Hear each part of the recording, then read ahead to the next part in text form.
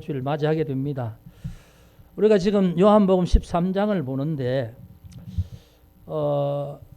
요한복음 12장에 보면 예수님께서 예루살렘 성에 입성하시는 내용이 있지요. 요한복음에서. 그래서 어떻게 보면 사실 다음 주가 종려주일이라서 예루살렘 성에 입성하시는 말씀을 봐야 되는데 우리는 요한복음을 강의하면서 쭉 보다 보니까 2주 전에 예수님 예루살렘 성에 입성하신 그 내용을 봤습니다. 그리고 오늘 이제 13장을 보게 되는데 요한복음 좀 독특해요. 우리가 요한복음을 주일날 강해로 지금 계속 보는데 요한복음 예수님의 생애를 기록한 복음서이지만 마태, 마가, 누가와는 좀 전혀 다른 측면이다. 이 특징이 있고 그래서 기록되는 어떤 내용도 좀 많이 차이가 있어요. 그래서 우리가 고난주간 그럼 월요일 날 예수님 성전에 들어가서 성전을 정화하는 사건이 나오고 그다음 또 예수님 베다니에 가서 무화과 나무를 저주하시는 사건도 있고 마리아가 이제 머리에 향유를 붓는 사건도 있고 이렇게 날짜별로 쭉 되지만 요한복음에는 그 예수님의 고난주간의 행적 월화수는 다 빠지고 오늘 13장부터 17장까지 이 요한복음 많은 부분이 목요일 저녁 식사하는 자리에서 예수님이 제자를 가르치신 그 부분이 나와요. 그래서 이 부분에서 이제 좀 많이 다른 복음과 다르면서 중요한 부분이 많이 있습니다. 요한복음을 보면 12장까지는 예수님이 이렇게 말씀을 해요. 어떤 표적되는 기적을 행하시고 난 다음에 꼭 자기가 누구라는 것을 말씀을 하세요. 그래서 우리가 크게 보면 예수님께서 이제 12장까지 하는 말씀 중 특징적인 것은 나는 생명의 떡이다. 하늘에서 내려온 떡이다. 나를 먹는 자는 영생을 얻는다. 내 살과 내 피를 먹는 자는 영생을 얻었고 이런 말씀을 요한복음 5장에서인가 그렇게 합니다. 그리고 나는 세상의 빛이다. 나를 따르는 자는 어둠에 다니지 아니할 것이다. 이런 말씀도 하죠. 그리고 또 나는 양의 문이다. 그러면서 이제 양떼를 우리에 드릴 때 문으로 이렇게 목자가 드리는 것처럼 나는 양의 문이다. 그래서 하나님께로 들어가는 그 양의 우리에 들어갔을 때 하나님께로 들어가는 문은 바로 나다. 나를 통해서 하나님께로 들어갈 수 있다. 구원에 이르는 길은 나다. 그런 말씀으로 나는 양의 문이다. 이런 말씀을 하셨죠. 그리고 또 나는 선한 목자다. 삭군 목자는 이 삭을 위하여 일하다가 이리가 오면 도망가지만 나는 양을 위하여 생명을 버린다. 이런 말씀을 요한복음 또 하고 있습니다. 그리고 나사로를 살리기 전에 나는 부활이요 생명이니 나를 믿는 자는 죽어도 살겠다. 이렇게 말씀합니다. 그래서 나는 무엇이다. 이렇게 말씀하는데 그게 세상의 말씀이 아니라 바로 예수님은 하나님이 보내신 생명의 존재다. 하나님 보내신 그리스도다. 이걸 스스로 자기 입으로 자기 존재에 대해서 말씀을 하고 있어요. 다른 복음서에 없는 이런 내용이 요한복음에 있는 거죠. 그래서 오늘 요한복음의 이제 이 내용을 쭉 보면 12장까지 그렇게 나는 누구다 이러면서 하는 말씀이 거의 다 뭐냐면 대중들을 향해서 그러니까 유대인들을 향해서 이스라엘 백성들을 향해서 외치는 말씀이죠. 나는 누구다. 나를 믿으면 살 것이다. 이렇게 말씀하면서 이제 예수님께서 직접 복음을 전하는 전도죠. 전도. 그것이 끝나고 13장부터는 이제 6월절 되기 전 밤에 전날 밤에 제자들과 식사를 최후의 만찬을 하고 또 오늘 말씀을 보면 세족식을 하는 내용인데 세족식을 하면서 여러 가지 말씀을 하고 있습니다. 그래서 오늘 이 말씀의 제목은 발을 씻으시는 예수님 그렇게 했습니다만 세족식을 통해서 중요한 주님께서 우리에게 말씀하신 중요한 내용을 오늘 말씀드리려고 합니다. 사실 요한복음 강의가 어렵지요. 사실은 읽어도 다른 복음서와 다르게 이해하지 못할 그런 말씀들이 많이 있어요. 그래서 요한복음도 쉽게 설교할 수 있어요. 왜냐하면 어떤 그 사건 하나, 예수님의 기적 사건 하나를 가져와서 그 기적 사건에 대한 의미를 그냥 전달하면 쉬운 설교가 될 수 있어요.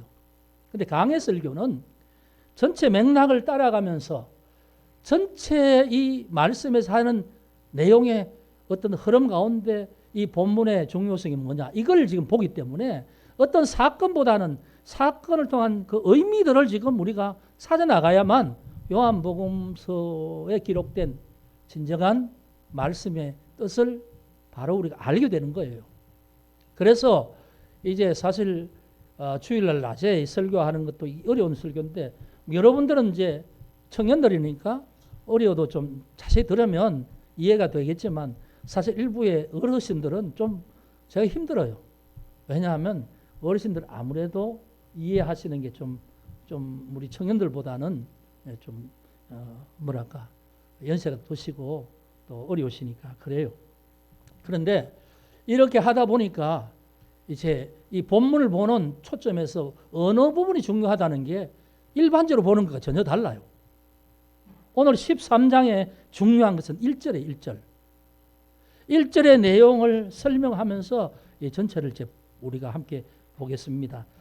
13장 1절에 이렇게 1절에 시작합니다. 6월절 전에 예수께서 자기가 세상을 떠나서 아버지께로 돌아가실 때가 이런 줄 아시고 세상에 있는 자기 사람들을 사랑하시되 끝까지 사랑하시니라, 이렇게 말씀하죠.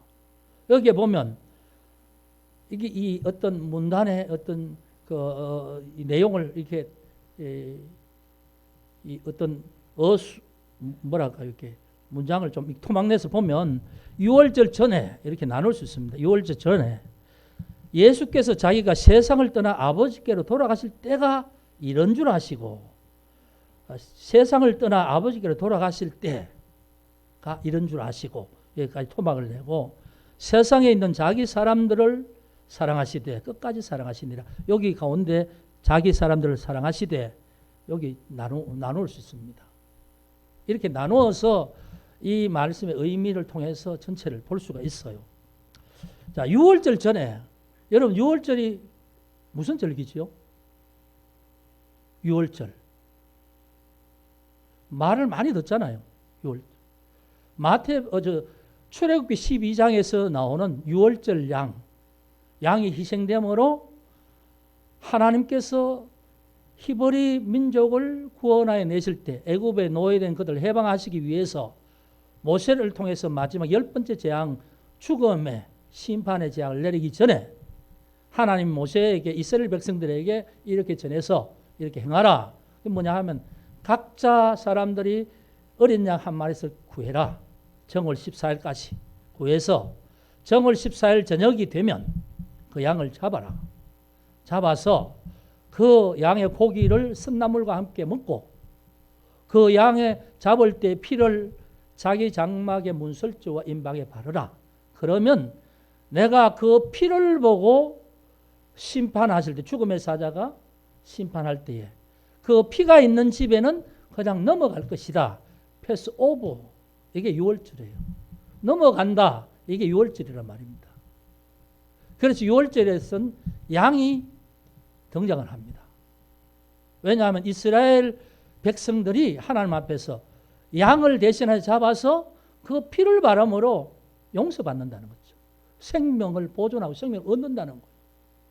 그게 6월절이죠. 그런데 지금 시기가 뭐냐 하면 목요일 저녁 아닙니까? 목요일 저녁. 금요일이 6월절이에요. 6월절. 토요일은 안식일이죠. 토요일은 안식일. 안식일 전날 금요일 예수님이 십자가 못 박혀 돌아가셨지요. 그런데 그 전날 저녁에 목요일 날, 목요일 저녁 식사를 제자들과 함께 하지요. 함께 하면서 제자들과 만찬을 나누지요. 최후의 만찬. 그러면서 떡을 떼주면서 이것은 너희를 위하는 나의 몸이다. 받아 먹으라. 그리고 그 떡을 먹고 난 후에 포도주를 주시면서 이것은 너희를 위하여 흘리는 나의 피다. 그러면서 주잖아요. 도대체 저녁을 먹으면서 떡과 포도주를 먹으면서 이것이 내 살이다, 내 피다. 이렇게 말씀하면서 그 저녁 식사를 마무리하죠. 우리가 성찬식 때 이제 그렇게 말하는 것처럼 그 내용으로 저녁을 마무리하고 나서 이제 세족식을 하는 겁니다. 세족식은 발 씻는 거죠. 예수님께서 겉옷, 이 겉옷은 그 왜 중동 지방 사람들이 왜 겉에 막 더번처럼 두르기도 하고 겉에 이렇게 하는 이게 옷이 아닌 말하면 겉에 두르는 천막, 천이죠, 천, 큰 천.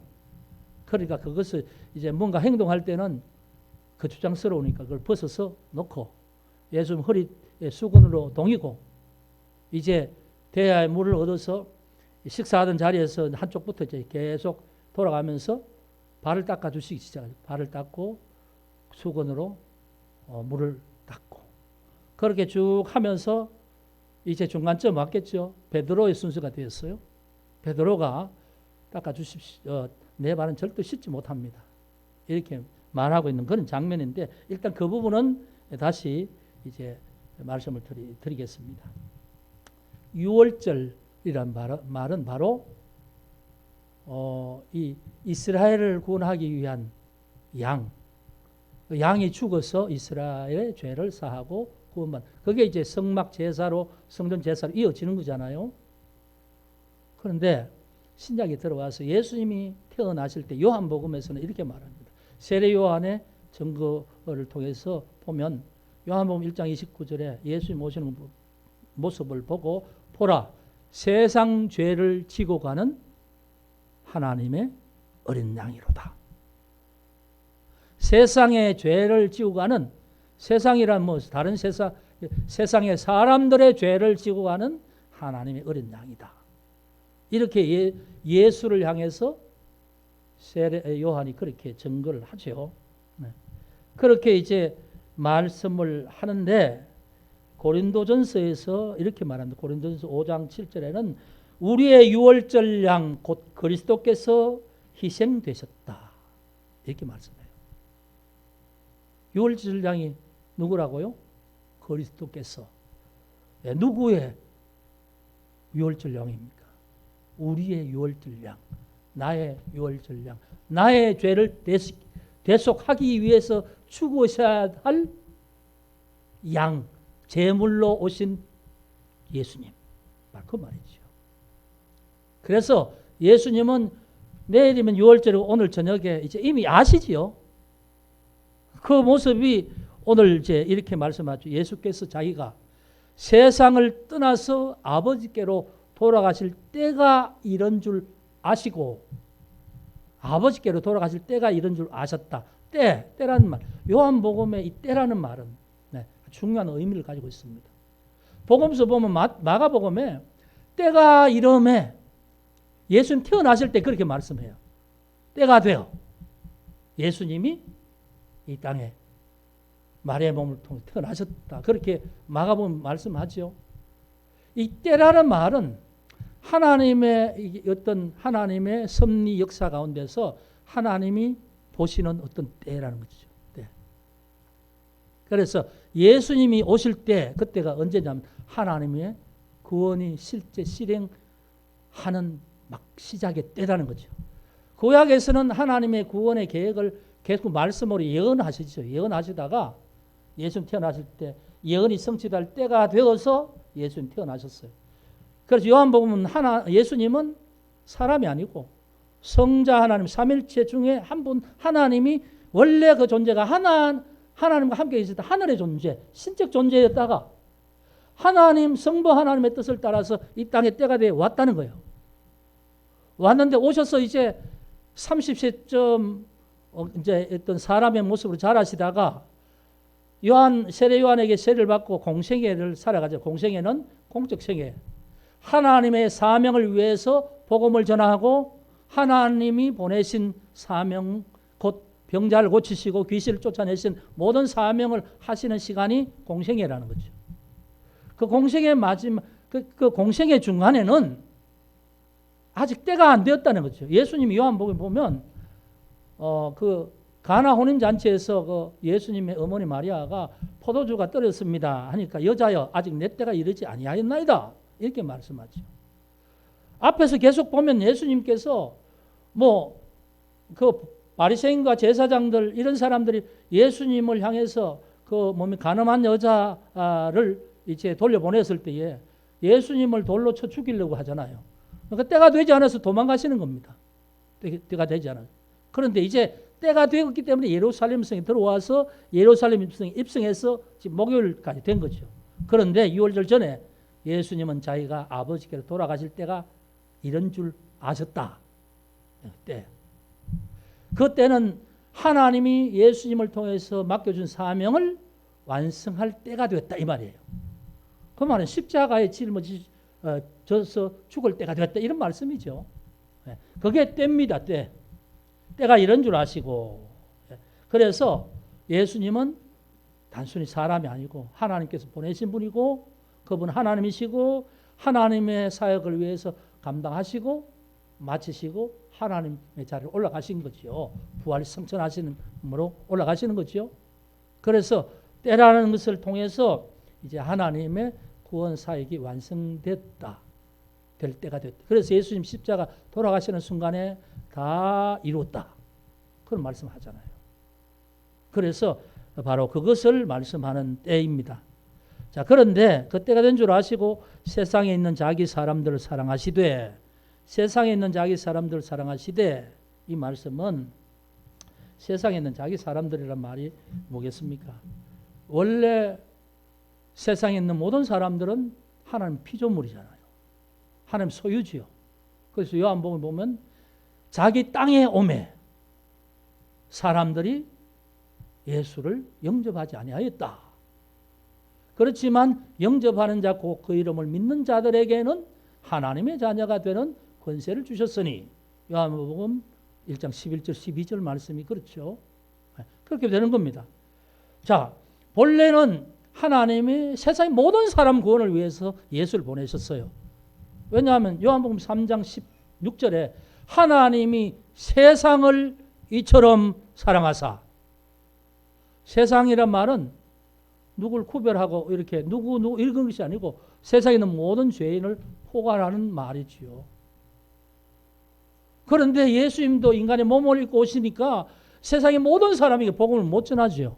못 전하니까 그 갈릴리와 예루살렘 성전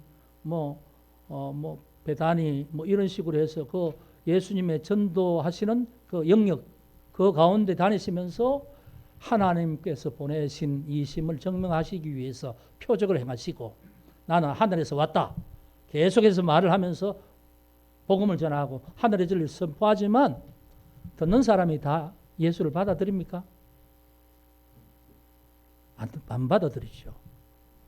그래서 대제사장 서기관 바리새인들은 이미 예수님을 이단 사입이 하나님을 모독하는 자로 여기고 죽이려고 하고 결의를 하고 공회에서 결의를 하고 공개 수배를 하고 그런 상태로 이제 이 대적자들은 그렇게 합니다.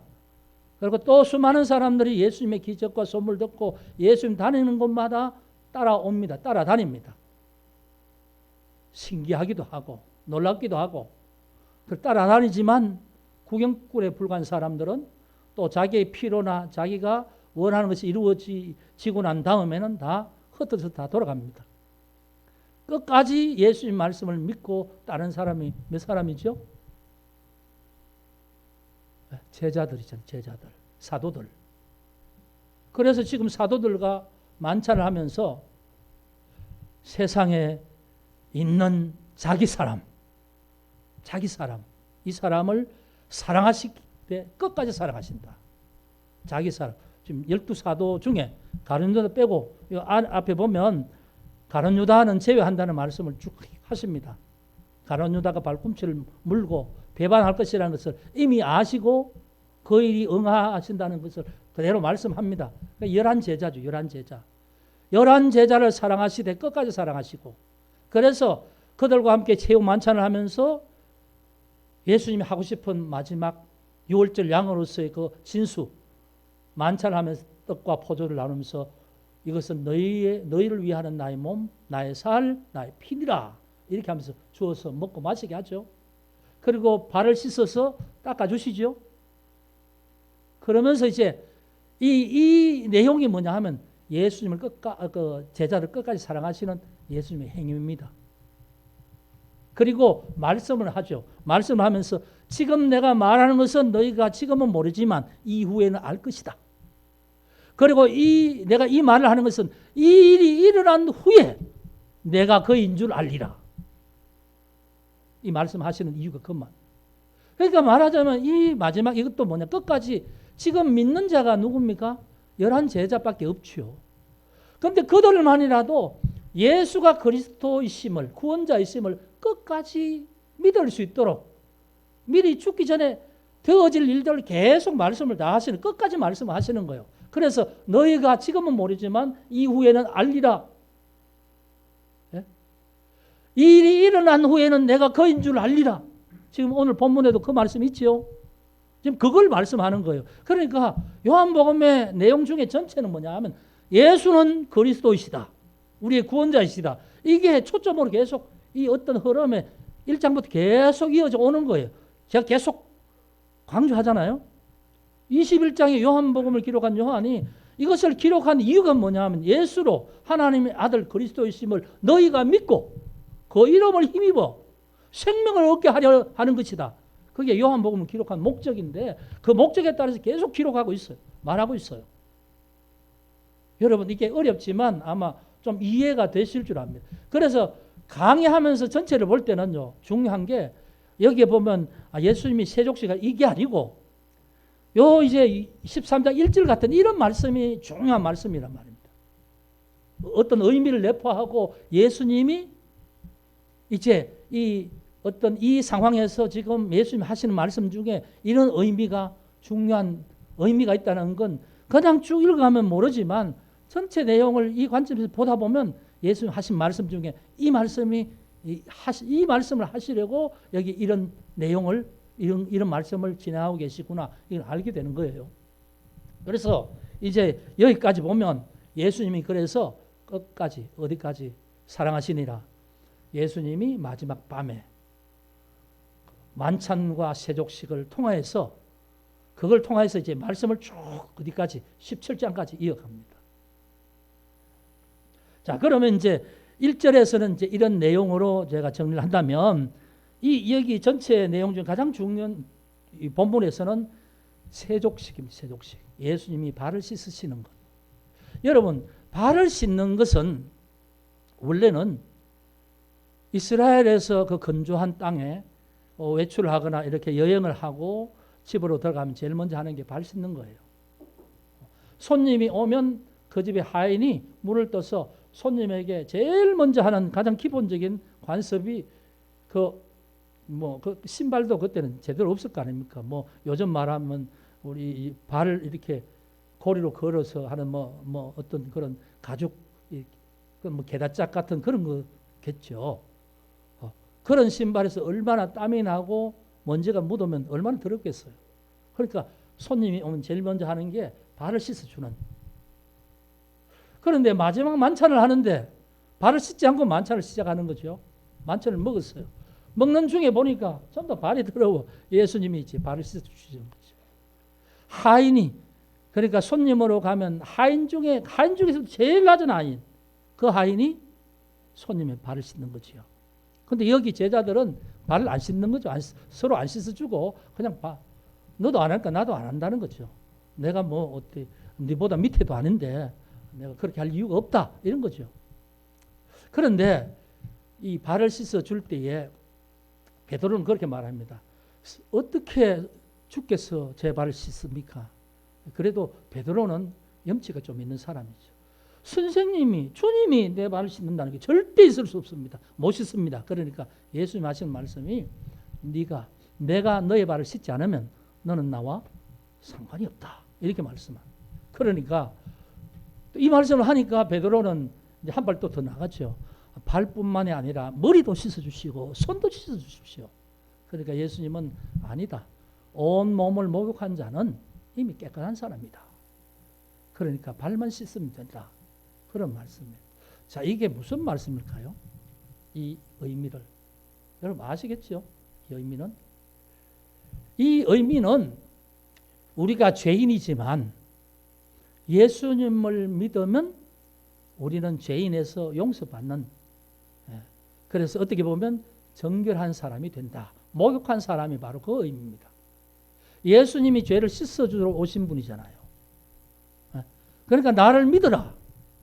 그렇게 말씀하잖아요. 그런데 지금 예수님의 제자들은 어떻든 예수를 믿잖아요. 물론 믿음이 부족하지만 예수님이 이후에 되어지는 걸 나중에 가서 깨닫죠. 그래서 아직 믿음이 부족하지만 그래도 끝까지 예수님과 함께 있잖아요.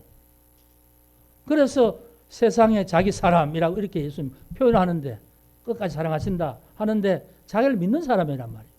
그러니까 예수님 십자가에 돌아가시기 전인데도 자기를 믿는 사람이기 때문에 이미 목욕한 자다 이렇게 말씀해요.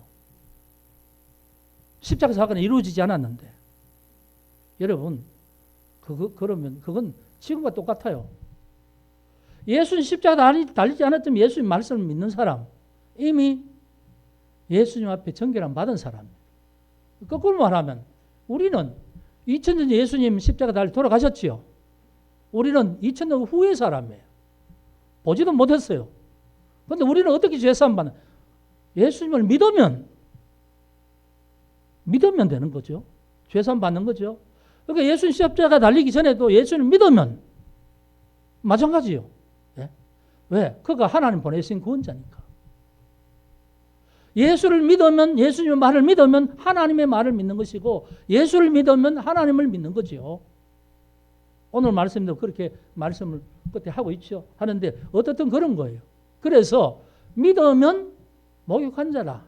그런데 더러워진 발은 씻어야 된다. 그런 말씀하죠. 이게 뭐냐면 정통 기독교에서 말하는 우리가 하나님 앞에 원죄를 고백하면서 예수를 영접하면 예수의 십자가로 용서함 받는다. 그럼 지옥까지 간다. 그렇다고 우리가 완전한 존재냐? 아니다. 육체를 가지고 있기 때문에 실수할 수 있고 잘못할 수 있고 범죄할 수 있다. 그럴 때 어떻게 해야 되는가? 그러면 범죄한다고 그러면 예수님을 믿고 원죄를 회개하면서 고백한 것이 무효가 되느냐? 그게 아니고 날마다 자복하라. 자복하는 회개를 하라. 이해가 됩니까? 이게 뭐냐 하면 세족식의 신학적 의미예요. 그 세족식을 하시면서 믿으면 구원받고 의롭게 되지만 삶에서 우리가 실수하고 잘못하고 또 어떤 우리가 뭐 매일 이 활동하면 먼지가 묻고 땀을 흘리고 하듯이 몸에 그런 것이 있듯이 우리가 온전한 존재가 아니기 때문에 삶을 통해서 행하는 죄는 날마다 예수의 이름으로 다시 자복한다. 회개한다. 그러면 하나님이 인정해 주신다. 그 말이죠. 그러니까 그걸 안 하면 예수 이름으로 자복하지 않으면 하나님과 상관없는 것이다. 예수와 상관없는 것이다. 그게 신학적 의미예요. 그런데 여기서 이제 벗어나는 게 뭐냐 하면 구원파죠. 구원파. 구원파는 한 번 구원은 영원한 구원. 그게 구원파예요. 당신이 확실히 예수를 믿고 구원받은 날짜를 알아요? 네, 압니다. 그럼 그날 당신은 구원받은 사람이요. 그럼 구원받았으면 당신은 다시 죄를 지을 수 없는 존재예요. 그러니까 당신이 잘못했다고 하나님 앞에 회개하는 순간 당신은 하나님 앞에 의롭지 않은 존재가 되기 때문에 당신 회개하면 안 돼요. 그래서 이 구원파는 회개를 안 해요. 뻔히 사람의 눈으로 봐도 저러면 안 되지. 그런데 자기들은 그 잘못한 게 아니래요. 잘못했다는 순간에 교리적으로 나는 죄인이 돼버리니까. 이해가 되나요? 그게 구원파의 맹점입니다. 예수를 믿는다고 하는데 왜 구원파를 이단이라고 하느냐? 우리는 예수를 믿음으로 구원받고 구원받았지만은 완전한 구원은 하나님 앞에 서서 우리의 영육간에 구원받는 것이고 지금 육신으로 살아가는 동안에는 우리의 육신의 어떤 것이 죄의 결과로 인하여서 우리는 연약해져 있는 상태이기 때문에 실수할 수 있다. 잘못할 수 있다. 인정하라 말입니다. 인정하라. 그래서 매일 회개하는 거예요. 그게 세족식의 신학적인 의미입니다. 그래서 이제 우리는 구원받았고 그러나 때때로 실수할 때가 있다면 발을 씻는 삶을 필요하다. 자, 그렇게 이제 오늘 말씀의 중요한 내용은 그 부분입니다. 또 한 가지 나가서 발을 다 씻고 나가서 예수님께서 12절부터 이렇게 말씀합니다. 내가 너희에게 행한 것을 아느냐? 너희가 나를 선생이라 또는 주라 하니 너희 말이 옳도다. 내가 그러하다. 내가 주와 또는 선생이 되어 너희 발을 씻었으니 너희도 서로 발을 씻어주는 것이 옳으니라. 이렇게 말씀하죠. 또 세족식의 또 다른 의미는 뭐냐 하면 섬김과 사랑의 본, 이걸 말합니다. 예. 자, 원래 발을 씻어주는 것은 하인 중에 하인이 하는 거죠. 그러니까 베드로도 선생님이 또 주님이 그렇게 하려고 하니까 죄송스러워서 내 발 못 씻습니다. 그렇게 말하지요. 그런데 이제 내가 너를 씻어줘야 된다 하니까 이제 그 발을 다 씻는데, 그러고 나서 예수님이 너희가 나를 선생이라 주라 하는데 맞다. 내가 선생이 되고 주가 되어서 너희 발을 씻었으니 너희도 서로 발을 씻어주는 것이 마땅하다. 이렇게 말해요. 이게 뭐냐 하면 예수를 믿는 자가 살아가야 될 삶의 모습, 윤리적 모습을 말합니다. 이건 뭐냐 하면 제자들이 보면 지금 예수님을 믿고 예수님을 따르고 있지요. 근데 사실 예수님 제자들은 아직 예수님의 마음을 잘 몰라요. 예수님을 끝까지 따르는 이유가 뭐냐 하면 예수님이 이스라엘 왕이 되면 자기들이 좌편에 앉고 우편에 앉고 한 자리 하겠다는 거예요.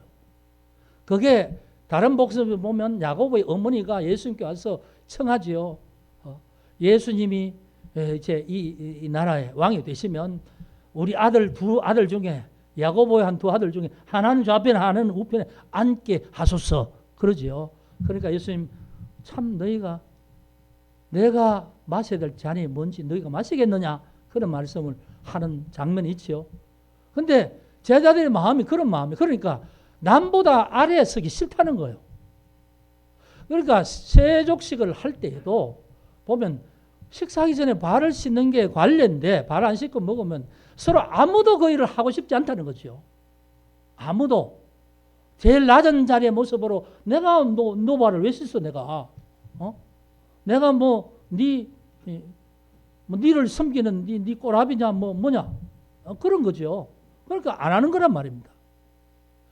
전부 다 서로 그런 마음을 가지고 있었으니까 아무도 예수님도 발 씻어드리지 않았겠죠. 오히려 예수님이 종의 모습으로 발을 씻어드리고 있는 모습을 보면 여기까지 왔는 모습을 보면 그런 과정이 있었을 거라고 짐작을 하는 거예요. 그 기록은 안 됐지만. 그러니까 예수님께서 너희가 좌편 우편 앉겠다고 경쟁하지 말고 내가 선생이라고 너희가 하고 너희가 주라고 하는데 내가 너희 발을 씻었지 않냐. 너희도 서로 사랑하라. 너희도 서로 발을 씻어주라. 서로 사랑한다면. 예. 여기서 사랑이란 말이 나와요. 예? 사랑이란. 여러분, 사랑이란 말이 듣긴 참 좋죠. 근데 이게 추상명사예요. 뭐가 사랑입니까? 뭐를 사랑이라고 그래요? 애매하잖아요. 뭐라고 사랑이라고 해야 될까?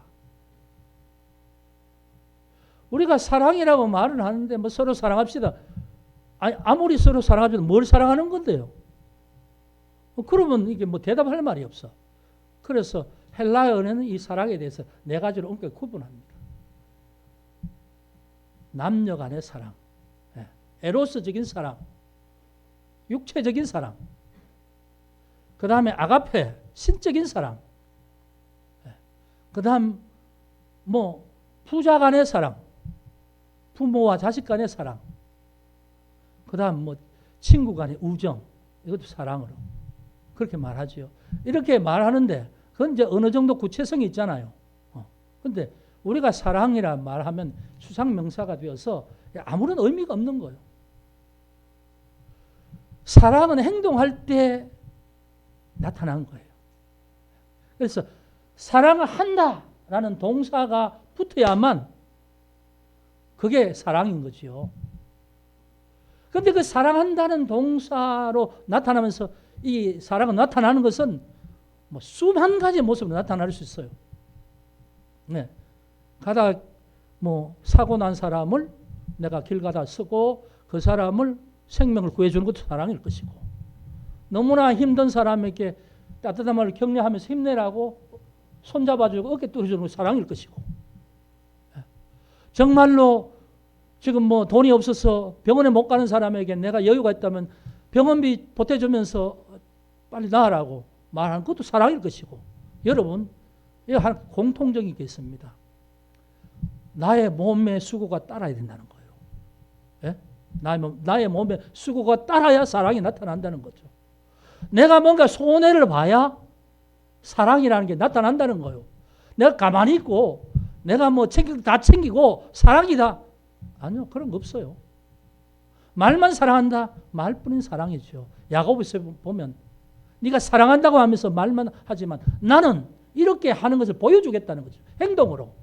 그래서 야고보는 행함의 그 말씀이지만 사랑이 있다면 행동이 나타나는 거잖아요. 여러분, 하나님을 사랑한다. 그러면 행동이 나타나야죠. 어떻게 해요? 예배를 간절히 드리든지 날마다 기도를 하든지 네, 행동이 나타나야지요. 그게 하나님을 사랑하는 거죠. 하나님이 나를 사랑한다는 것을 느끼는 거죠. 느끼는 사람은 그렇게 행동으로 나타나는 거죠. 그 행동이 나타나지 않으면서 하나님 사랑한다. 그게 말이 됩니까? 안 되지요. 하나님을 사랑한다 하면서 주일날 예배 드리지 않고 다른 거 한다. 그럼 말이 됩니까? 다른 게 뭐 중요해서 뭐 공부가 중요하고 시험이 중요해서 뭐 예배를 빼먹고 하겠다. 그게 하나님을 사랑한다. 그게 말이 됩니까? 그거 안 되지요. 그래서 오늘 예수님의 세족식은 바로 그 말씀하는 거예요. 나는 너희를 사랑하고 끝까지 사랑하기 때문에 세족, 너희 더러운 발도 내가 선생이 돼서 닦아줬다.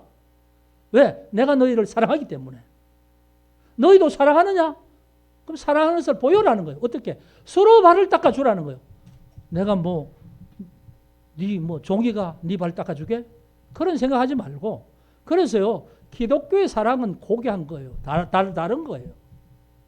다른 기독교가 아닌 곳에서 뭐 사랑이라는 이름으로 행하는 것 진짜 사랑 아닙니다. 뭐냐 하면 세상의 사람들도 그 뭡니까? 자선하거나 뭐 선한 일을 많이 하죠. 양심의 행동을 하죠. 근데 그게 그 사람을 지극히 사랑해서가 아니라 자기 사랑해서 하는 거예요. 자기 만족. 다른 사람을 도와주니까 자기가 스스로 뿌듯한 거예요. 뿌듯한 것. 아, 나도 이런 걸 하니까 참 보람이 있네.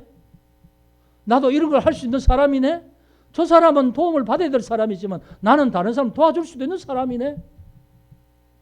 이건 뭐냐 하면 진정한 의미의 사랑이 아니고 자기를 사랑하는 것을 그걸 통해 느끼려고 하는 거예요. 이해되세요?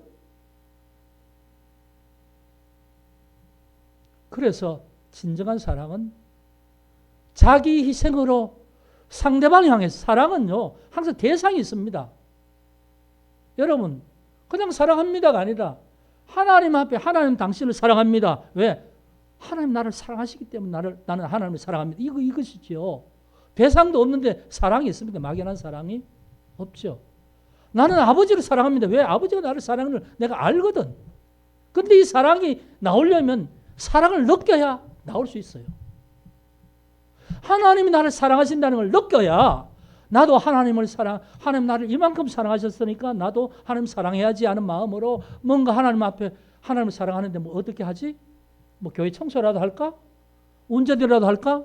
아니면 뭘 할까? 뭔가 나오잖아요. 행동이 나오잖아요. 아버지가 나를 사랑하셨다는 걸 알면 아버지가 얼마나 힘드시고 얼마나 나를 사랑하시는지 내가 알면 아버지가 정말 기뻐하실 수 있도록 내가 뭔가 행동하잖아요. 내가 학생이면 공부를 열심히 해서 장학금을 받든지 뭘 하잖아요. 아버지가 나를 이만큼 사랑하시고 나를 돌봐줬으니까 나도 아버지를 향한 나의 마음을 하기 위해서 나는 아버지 이 기쁨을 드리기 위해서 내가 노력하는 거지요. 행동하는 거지요. 여러분 사랑은 대상이 있어야 되고요. 사랑은 행동으로 나타나야 행동입니다. 그것이 고민하고 있는 사람에게 한번 웃어주면서 힘내라고 말하는 말 한마디일 수도 있어요. 그게 사랑하는 사람의 모습입니다. 기독교의 사랑은 그런 사랑이에요. 자기 만족의 사랑이 아닙니다. 고린도전서 13장에 보면 사랑장 있죠. 자기 유익을 굳이 않고 자기를 자랑하지 않고 그렇게 말하잖아요. 진정한 사랑은 그런 사랑이다. 여러분 이제 오늘 제가 드릴 말씀 거의 다 드렸어요. 여기서 제가 마지막으로 한 가지를 말씀드리고 싶은 것은, 그럼 과연 당신은 하나님께서 당신을 사랑하신 것을 알고 있는가, 그 말입니다. 하나님이 세상을 이처럼 사랑하사 할 때 제가 거기에 세상 대신 자기 이름을 넣어보라고 했죠.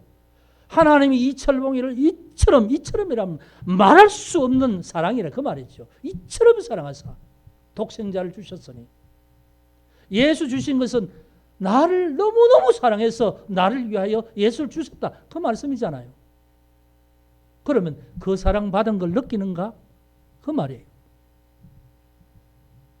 그 사랑받은 것을 느끼는가, 느끼며 살고 있는가, 잊어버리지 않는가, 무덤덤하고 무감각하지 않는가, 그 말입니다. 여러분 어때요?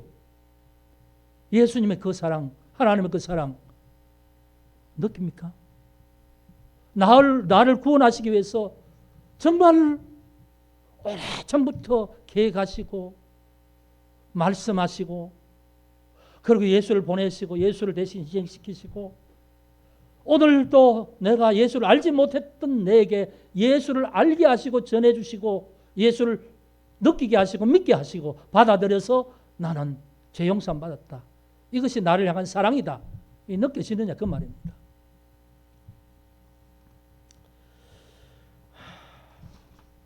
여러분, 그래서 예수님께서 그렇게 말씀합니다. 34절 오늘 말씀 끝에 보면 이런 말씀을 하죠. 예수님이 새 계명을 너에게 주노니 서로 사랑하라.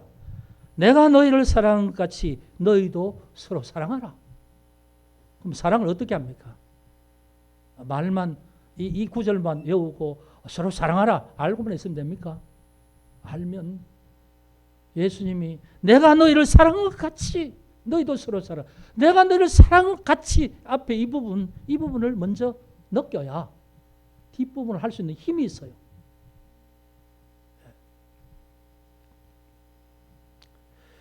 그래서 여러분 이 사랑에 대해서 제가 좋아하는 말씀이 있어요. 요한 1서 4장 9절 신약성경 392페이지 한번 봅시다. 찾아서 같이 읽고 이제 마무리를 하려고 합니다. 요한 1서 4장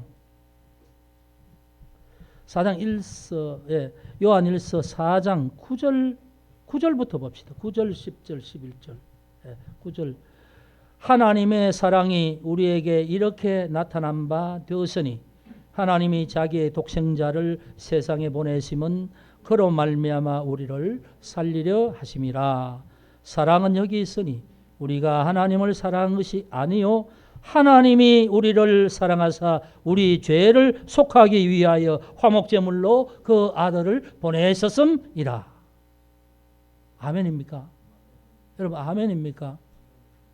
하나님이 우리를 사랑하셔서 우리를 살리려고 우리 죄를 속하시려고 화목제물로 제물로 아들을 보내셨다.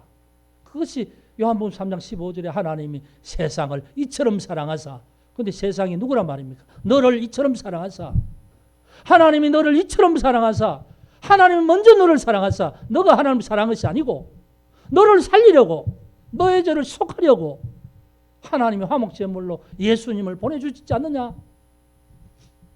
이걸 알아라는 거죠.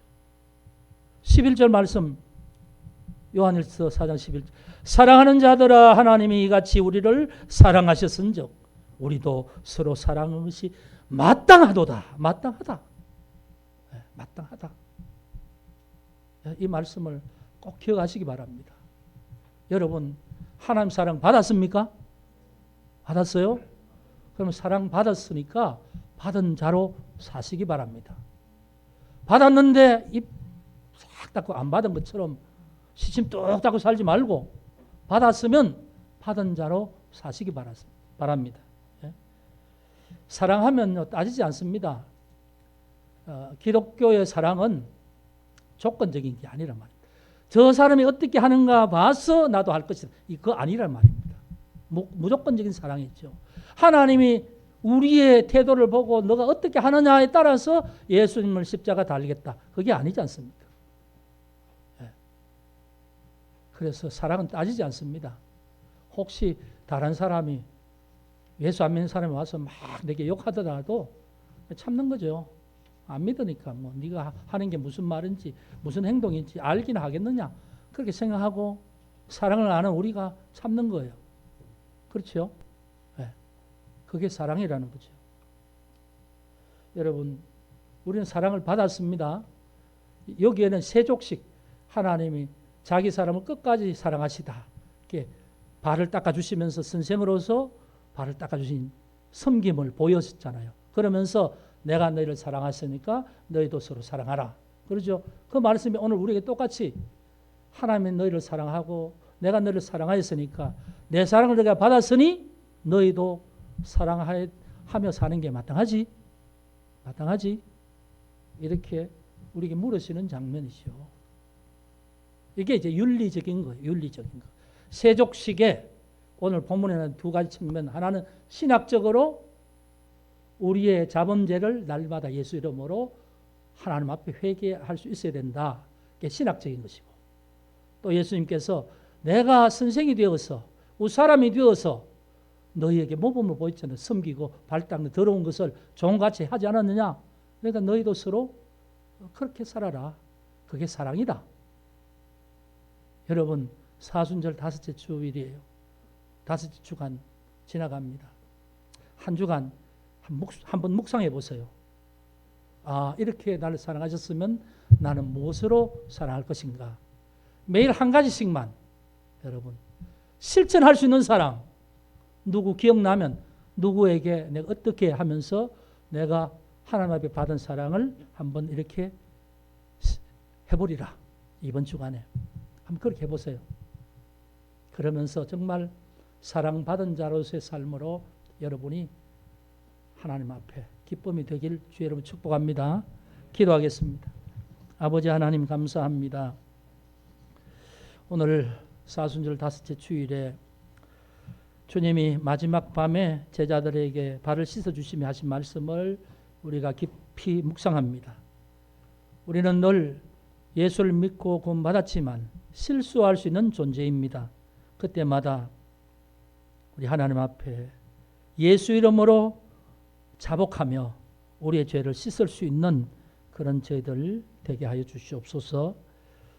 또한 예수님이 제자들을 발을 씻어 주심 같이 우리도 내가 높은 자로 대접을 받을 것이 아니라 낮은 자의 자리에서 섬길 수 있는 우리가 되게 하여 주옵소서. 한 주간 이런 모습으로 주의 사랑을 실천할 수 있게 하여 주옵소서. 하나님 함께해 주심을 믿습니다. 영광을 받으시옵소서. 예수 그리스도 이름으로 기도합니다. 아멘.